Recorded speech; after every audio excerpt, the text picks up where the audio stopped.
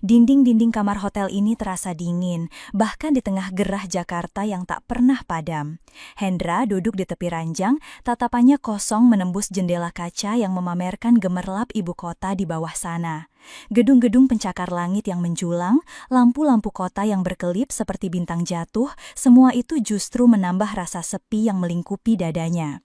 Seminggu penuh ia habiskan untuk meeting dan presentasi, urusan kantor yang tak ada habisnya, dan kini hanya kekosongan yang tersisa.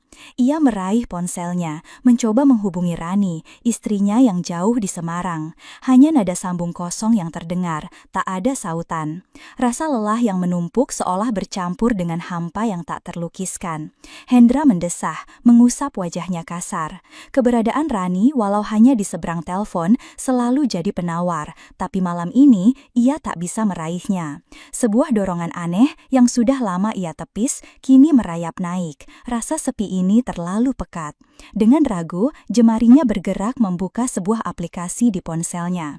Aplikasi yang selama ini ia anggap tabu, penuh dosa.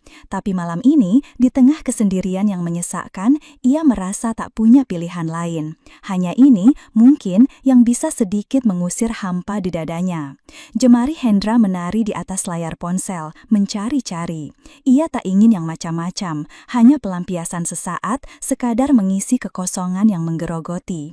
Tiba-tiba, matanya tertuju pada satu profil yang berbeda. Foto profilnya menampilkan siluet wanita bercadar, hanya menyisakan tatapan mata yang misterius dan menggoda.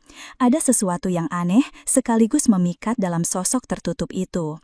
Sejak lama, entah mengapa, Hendra memiliki fantasi tersembunyi tentang wanita bercadar. Sebuah rasa penasaran yang tak pernah ia pahami, sebuah keinginan terlarang untuk menyingkap misteri di baliknya. Tanpa pikir panjang, ia segera mengetuk tombol booking. Dada Hendra berdegup kencang, menyaingi detak jarum jam dinding di kamar. Ia mengirimkan pesan singkat, menanyakan ketersediaan dan harga. Balasan datang cepat, dengan angka yang cukup tinggi. Namun, kali ini Hendra tak terlalu mempermasalahkannya. Rasa penasaran dan fantasi yang selama ini terpendam jauh lebih kuat daripada pertimbangan biaya. Ia membalas, menyetujui harga, dan dengan sedikit gemetar mengetik alamat hotel dan nomor kamarnya. Setiap ketikan seolah mengirimkan gelombang rasa bersalah, namun bayangan wanita bercadar dengan tatapan mata yang menusuk mengalahkan segalanya. Setelah cat terakhir terkirim, ia meletakkan ponselnya di meja samping ranjang, lalu bangkit. Langkahnya mondar-mandir di kamar hotel yang terasa asing, pikiran berkecamuk. Jantung Hendra berdebar tak karuan saat bel pintu kamar hotelnya berbunyi. Tepat waktu, ia menarik napas dalam, berusaha menenangkan diri, lalu melangkah menuju pintu. Dengan tangan sedikit gemetar, ia memutar kenop. Di ambang pintu, sesosok wanita berdiri memunggungi cahaya koridor. Ia memang bercadar, persis seperti yang ada di foto profil, menyembunyikan hampir seluruh wajahnya kecuali sepasang mata. Sebuah sensasi aneh menjalar di tubuh Hendra, campuran gairah, rasa penasaran, dan sedikit ketakutan akan hal yang tak terduga. "Silahkan masuk," ucap Hendra, suaranya sedikit serak. Wanita itu melangkah masuk dengan anggun, dan saat ia berbalik, sebuah gerakan kecil membuat cadarnya sedikit tersingkap. Bukan sengaja mungkin, tapi itu cukup. Wajah yang selama ini tersembunyi, kini terpampang jelas di bawah cahaya lampu kamar. Hendra terhuyung mundur, matanya membelalak tak percaya. Fantasinya tentang misteri wanita bercadar seketika lenyap, digantikan oleh kengerian yang menusuk.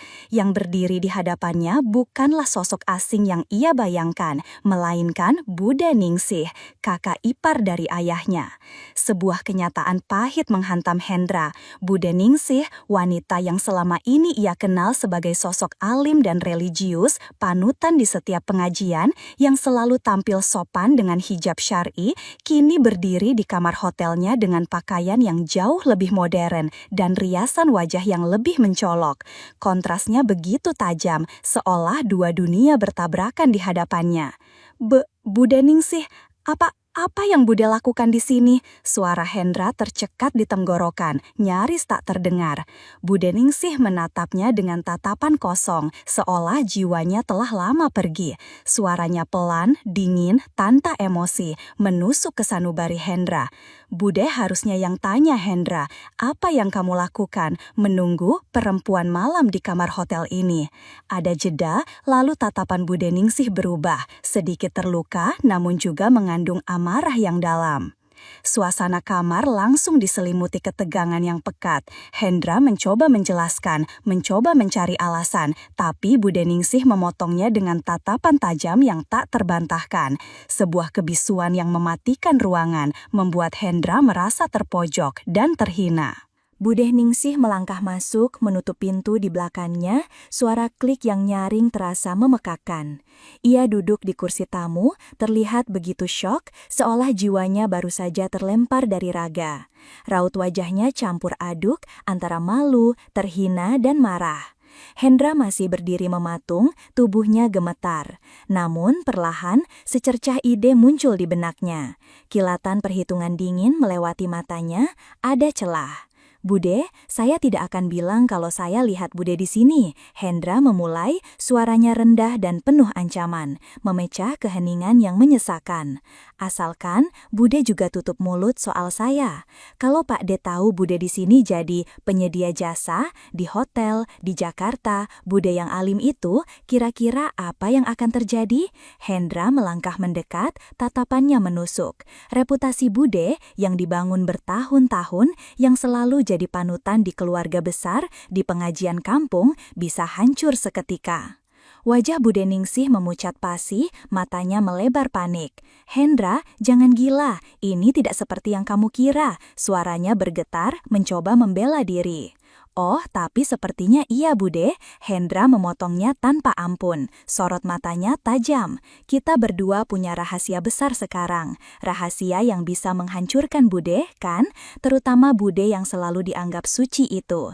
Jadi, bagaimana kalau kita buat kesepakatan? Bude diam, saya diam. Hendra meraih tangan Bude Ningsih, genggamannya kuat, menegaskan kekuasaannya. Bude Ningsih memberontak pelan, tapi kekuatan Hendra jauh lebih besar. Bude Ningsih menatap Hendra, matanya dipenuhi keputusasaan dan kemarahan yang membara. Ia menghela napas pasrah, menyadari dirinya benar-benar terjebak.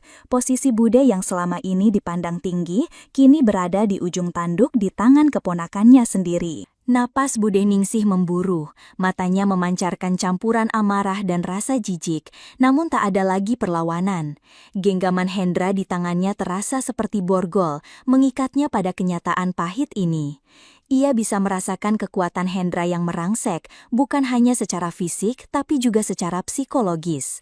Wanita yang selama ini begitu dihormati, kini tak berdaya di hadapan seorang keponakan yang penuh perhitungan. Kengerian menjalari setiap inci tubuhnya saat ia menyadari bahwa ia baru saja menyerahkan dirinya, bukan karena suka, tapi karena ancaman. Di bawah remang lampu kamar hotel, sebuah tindakan terlarang terjadi, bukan atas dasar gairah yang tulus, melainkan dominasi dan kepasrahan. Hendra bergerak dengan dingin, mata Bude Ningsih terpejam rapat, berusaha menolak kenyataan pahit yang kini menjadi miliknya. Suara desahan tertahan, napas memburu antara keputusasaan dan rasa jijik yang mendalam. Setiap sentuhan terasa seperti belati yang mengiris harga dirinya, membakar habis semua kemuliaan yang ia bangun selama bertahun-tahun. Hendra di sisi lain merasakan gelombang kekuatan baru. Ia adalah pengendali, sang pemegang rahasia. Setelah itu, keheningan mencekam menyelimuti kamar. Hendra bergeser, menatap Bude Ningsih dengan ekspresi datar, tanpa penyesalan. Ingat Bude, suaranya pelan, menusuk hingga ke tulang sumsum. Ini rahasia kita, rahasia yang hanya kita berdua tahu. Dan kalau saya butuh lagi, Bude sudah tahu harus datang. Ada jeda singkat saat Hendra mengamati setiap perubahan mimik di wajah Bude Ningsih. Bude Ningsih membuang muka, air mata menggenang di pelupuk matanya, mengkhianati ketabahan yang ia paksakan. Bajingan kamu Hendra, bisiknya, suaranya nyaris tak terdengar, penuh kebencian yang mendalam. Hendra tidak bergeming, ia hanya tersenyum tipis, senyum sinis yang penuh kemenangan. Ia menatap langit-langit kamar hotel, membiarkan pikirannya melayang. Sebuah ikatan terlarang telah tercipta malam ini, mengikat mereka dalam sebuah simpul rahasia yang kelam. Ia tahu, ini baru permulaan. Beberapa minggu berlalu sejak malam di Hotel Jakarta, Hendra sudah kembali ke rutinitasnya di Semarang, kembali menjadi suami yang pura-puranya setia bagi Rani dan seorang karyawan teladan di kantor. Namun, setiap hari ada bayangan gelap yang terus mengikutinya, bayangan Budeningsih dan rahasia yang mengikat mereka. Ia sering tersenyum sendiri ketika mengingat betapa mudahnya ia memegang kendali atas wanita yang dulu begitu ia hormati. Suatu sore saat Hendra sedang bersantai di ruang keluarga, ponselnya bergetar. Sebuah pesan teks masuk dari nomor tak dikenal. Ia membuka pesan itu dan senyum puas merekah di bibirnya. Isinya singkat, hanya beberapa kata. "Kamu butuh bude lagi, Hendra?" Ia tahu betul itu Budeningsih yang kini telah kembali ke Jakarta setelah insiden malam itu. Sebuah ancaman yang terselubung sekaligus sebuah isyarat bahwa permainan ini belum berakhir. Hendra melempar ponselnya ke sofa, tertawa kecil penuh kemenangan. Kekuatan baru ini terasa memabukkan. Beberapa saat kemudian, ia mengambil ponselnya lagi dan memencet nomor Rani. Istrinya mengangkat telepon dengan suara lembut. "Maaf mas, tadi ketiduran, ada apa?" "Tidak apa-apa Rani," jawab Hendra. Suaranya dipaksakan terdengar rindu, namun ada nada kepuasan tersembunyi yang tak bisa ia sembunyikan sepenuhnya. "Cuma kangen saja." Setelah menutup telepon, Hendra melangkah ke kamar mandi, menatap pantulannya di cermin. Seorang pria dengan senyum tipis, namun matanya memancarkan kilat berbahaya. Ia melihat seorang predator yang kini menikmati permainan gelap ini. Ia tahu ini tidak akan pernah berakhir. Sebuah seringai kecil terbentuk di bibirnya saat ia kembali mengambil ponsel, menatap pesan dari Budeningsih. Layar ponsel kemudian gelap, menyisakan kegelapan yang sama pekatnya dengan rahasia yang kini ia simpan.